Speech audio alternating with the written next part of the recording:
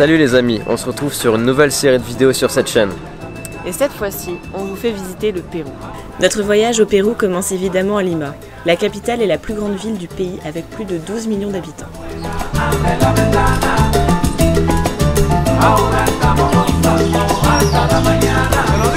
Donc là on est dans le quartier de Barranco, c'est un peu le quartier hipster bohème de Lima. Donc notre auberge elle se situe dans le quartier de Barranco. On vous la présentera plus tard parce qu'elle est magnifique. Ouais, super belle. Et là, pour le moment, je vais aller m'acheter une veste car en ce moment, au Pérou, en août, c'est l'hiver et il fait extrêmement froid.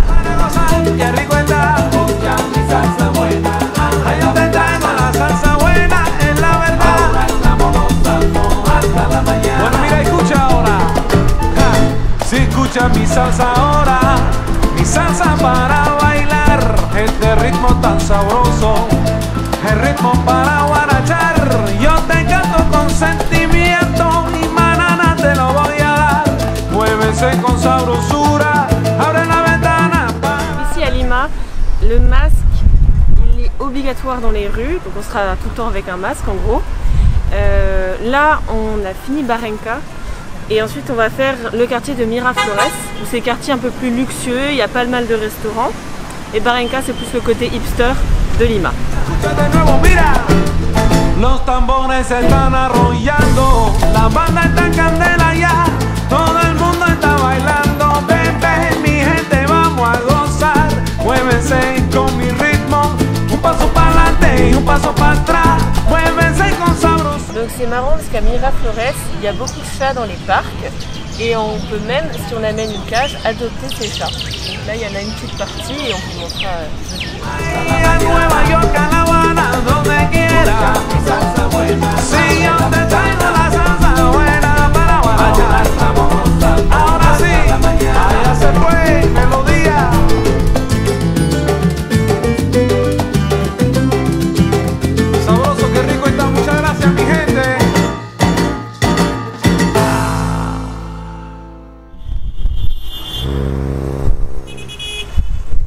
Bon les amis, après avoir visité Miraflores et avant d'aller faire un tour au centre historique de Lima, on va faire une pause repas, bien se sustenter. Et du coup il est temps pour nous de goûter la fameuse boisson du Pérou, le pisco. J'aime pas trop l'alcool mais c'est bon. Et on mange quoi aussi? On va manger des ceviches. Bon voilà, notre première spécialité péruvienne a été servie, les ceviches. Le plat est à peine arrivé que Jeanne a déjà fini son pisco. Bon allez, bon appétit. Le ceviche c'est constitué principalement de poisson cru avec un bouillon fait de citron vert et un bouillon froid. Bon, si vous n'aimez pas manger épicé, ne faites pas la même erreur que moi et ne mangez pas la rondelle qui ressemble à un poivron. C'est du piment rocoto, un piment très très fort pour nous Européens.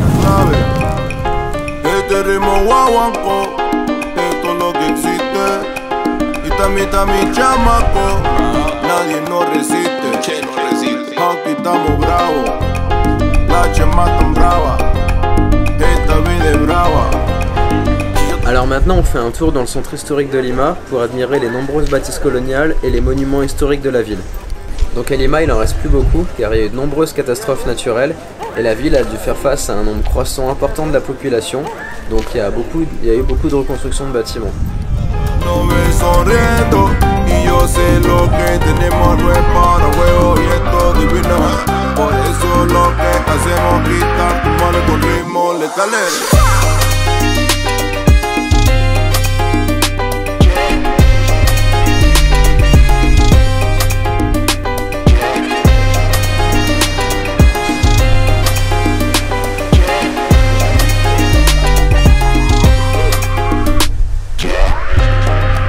Saben lo que pasa. Yeah. Mi abuelita ahora tiene masa. Aquí lo que falta. On s'est un peu perdu dans le quartier historique. On a un peu dépassé du quartier de base. Et en fait, les Péruviens sont super cool parce qu'ils nous préviennent quand ils voient ce qu'il ne faut pas aller. Tengo la clave, soy el suelo. Esta vida fuego. Por eso quiero una vida suave, soy sincero. Yeah.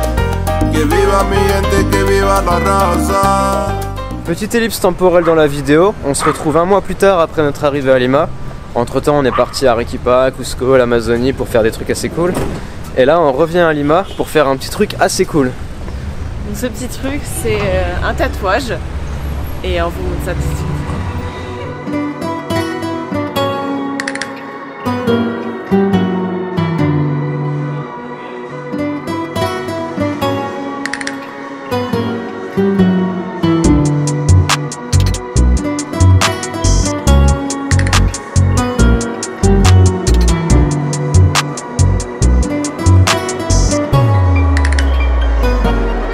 Voilà ce que je vais faire, moi je fais un condor. Donc c'est plutôt cool, il m'a fait le dessin, il est vraiment stylé.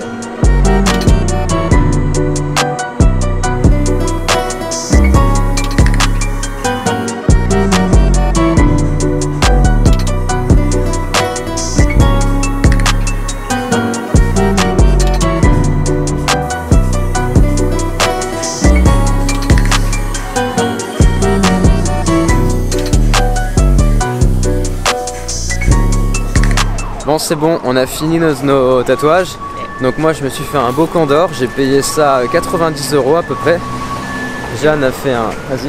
Bah moi j'ai fait un alpaga et je l'ai payé 118. Ça a pris max 1 heure et moi... Ouais, une heure. Moi 2 heures à peu près. Donc franchement on peut que vous recommander ce salon de tatouage, il s'appelle Zimpa Tattoo. Et ils sont vraiment sympas, c'est assez facile d'obtenir un rendez-vous avec eux. Et j'ai tellement... Enfin, ils sont tellement bons que j'ai repris rendez-vous pour demain matin pour faire un tatouage que j'avais en tête depuis un moment. Donc voilà, on y retourne demain. Et là on va aller manger là. On va aller manger des chupes de camarones. Apparemment il faut pas quitter le Pérou sans avoir goûté ce plat.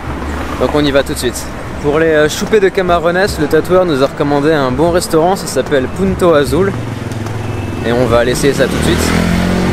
Donc là on est en train de manger des chupes de langostino. Donc c'est la langoustine qui baigne dans une soupe qui est faite de pommes de terre, de la langoustine en elle-même et de lait et des œufs. Donc en France c'est un plat qui coûte assez cher, mais ici c'est juste entre guillemets 9 €. Bon, en fait on a eu des petites surprises dans la sauce parce qu'il y a aussi du riz, des edamame je pense, et puis plein de petits trucs. Enfin, du coup les chupes de camarones ou de langostinos, je pense que mon assiette parlera d'elle-même, mais c'est vraiment une tuerie. Si vous venez ici, il faut vraiment avant de partir essayer de goûter ce plat parce que c'est au même titre que les ceviches, c'est super bon. C'est un peu, excusez-moi pour ce que je veux dire, mais ça fait un peu ramen avec des ingrédients péruviens.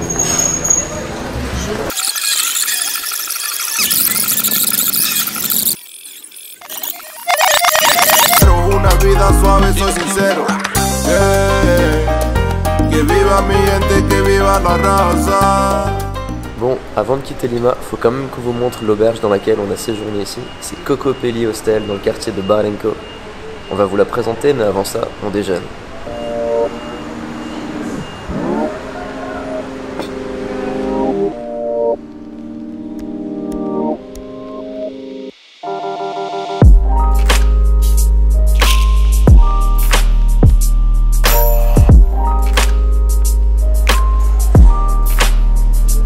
Une nuit dans l'auberge, ça coûte environ 7 € en dortoir.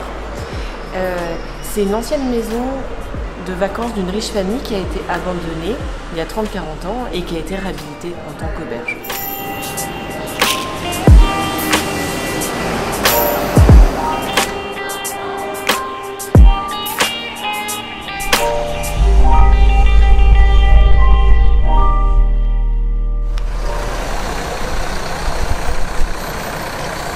Donc là, on va rejoindre Arequipa en bus. Pour vous, ça fera quelques secondes, mais nous, ça sera 17 heures de bus. C'est à peu près 20 € et il y a la Wi-Fi, les WC et la climatisation dans le bus.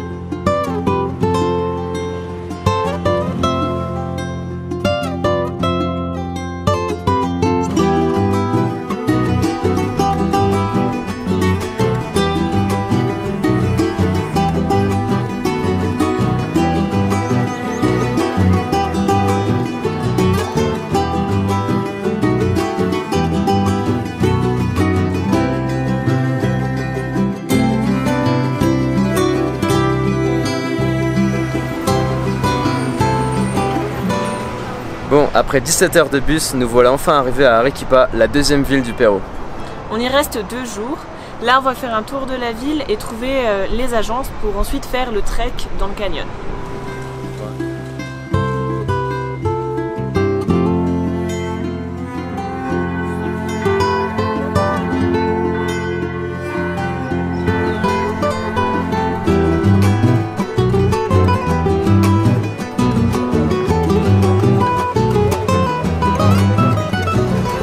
Alors là on va voir 2 agences, on va voir Ecotour et Carlos Zarate Tour pour comparer les prix. Attention, il y a un petit chien. Pour comparer les prix pour faire un trek de 3 jours dans le canyon de Colca.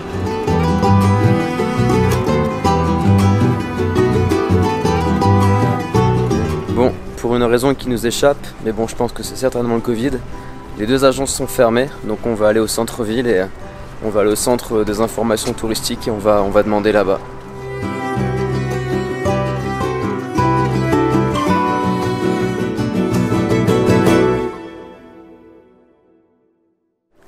À Arequipa, il y a un musée intéressant à visiter, ça s'appelle le Museo Centurios Andinos. Il est connu car il héberge une pièce rare, c'est la momie d'une jeune Inca qui a été découverte en 95.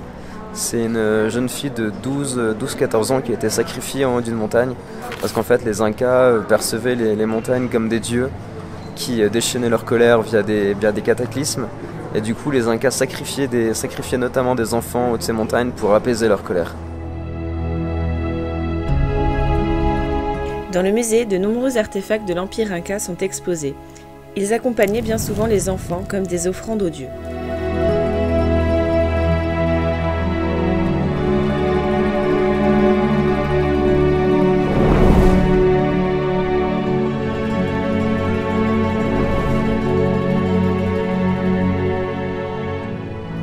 Donc là, on vient de finir le musée. Il coûte 20 sols par personne et 10 sols si vous êtes étudiant. En soi, il est assez intéressant, on peut voir la momie dedans, on n'a pas pu vous la filmer hélas, mais la visite est très courte, il n'y a pas grand chose, pas beaucoup d'éléments à voir, même si après vous avez un guide spécialisé qui vous explique tout, mais il n'y a pas grand chose. Mitigé.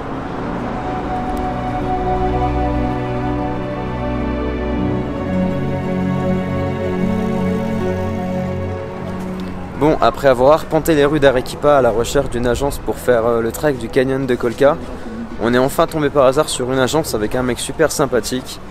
Donc demain, réveil à 3 h du matin et on part sur un trek de 2 jours. Donc là, on va au marché faire le plein de provisions, on va acheter de la feuille de coca et à boire. La feuille de coca, c'est parce que ça va nous aider si jamais on a le mal d'altitude. Mais ça sera pour le prochain épisode, et en attendant, si c'est pas déjà fait, n'hésite pas à t'abonner, à lâcher un petit like et à écrire un commentaire.